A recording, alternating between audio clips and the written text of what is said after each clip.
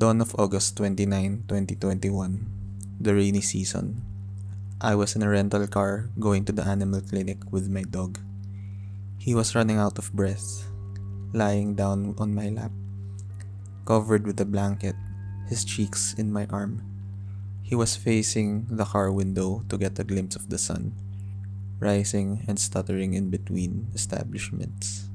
When we arrived at the clinic, I was advised that I need to confine him.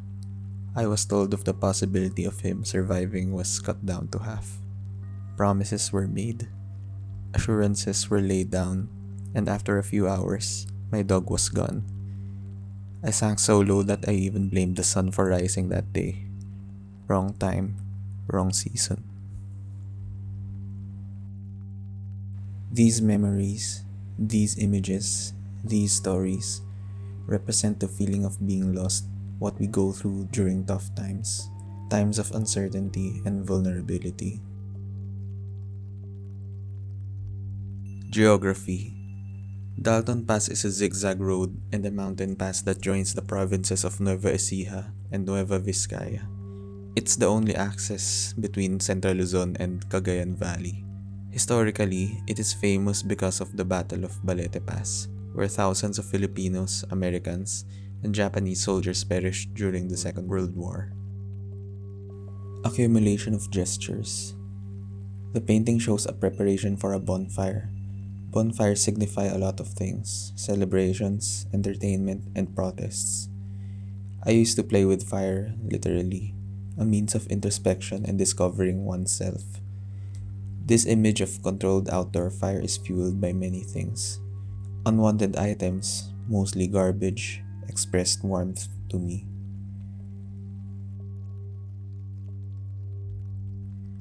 Interplay between us. Freedom isn't the act of shedding attachments, but the practical capacity to work with them, to move around in their space, to form or dissolve them. Freedom to uproot oneself has always been a fantastic freedom. We can't rid ourselves of what binds us without losing the very thing to which our forces would be applied.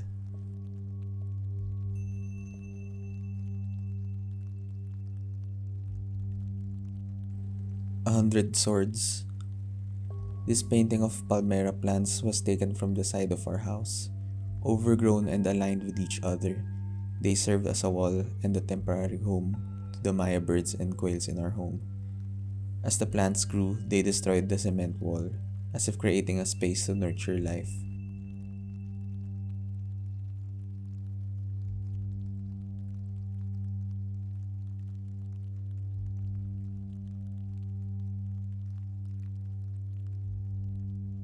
Autonomy and the Seasons. An image of red and gold maple leaves made of plastic, wooden pine cones, and ribbons, a usual Christmas season ornament.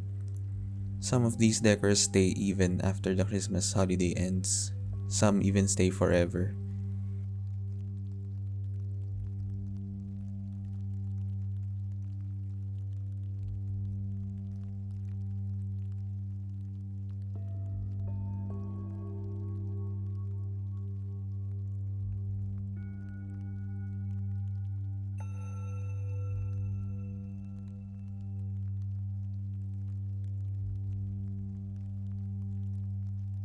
They abide and they endure. We once asked a relative from Pangasinan to bring us tawa-tawa plants. The plant is commonly found there, scattered everywhere from backyards to roads. The plant is medicinal. This annual herb can grow up to 60 centimeters long with solid, hairy stems that produce an abundant white latex. There are stipules present. The leaves are simple, elliptical, hairy. Monuments. There are a lot of stories about mermaids, but in our province, most of these stories center on that myth about mermaids abducting children who go swimming in the river. I've always seen people turn into stones, paralyzed from liberating itself, but like mermaid stories, I don't believe in them. What I know is, eventually, the small ripples or flow of water in the river, the never-ending waves of water in the sea, will break these mighty stones. Guided by hands. We experience the world differently, and if we lay out maps of our own lives, they will all look different, a reason to celebrate the breadth of the world instead of diminishing your own journey. And much like a novel about people you have never met, can serve as a useful tool to navigate life. These different journeys serve as individual records that can guide each one in chartering their own existence.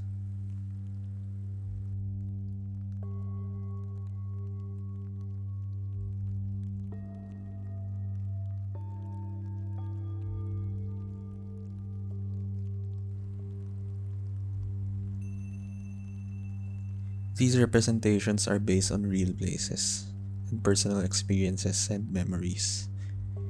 It is my interpretation of the world. I hope that it will serve its purpose too, as a guide, a map, or a liberated territory for the viewer to interpret it as their own.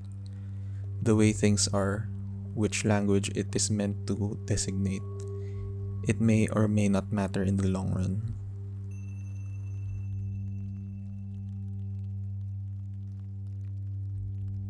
Life is elsewhere.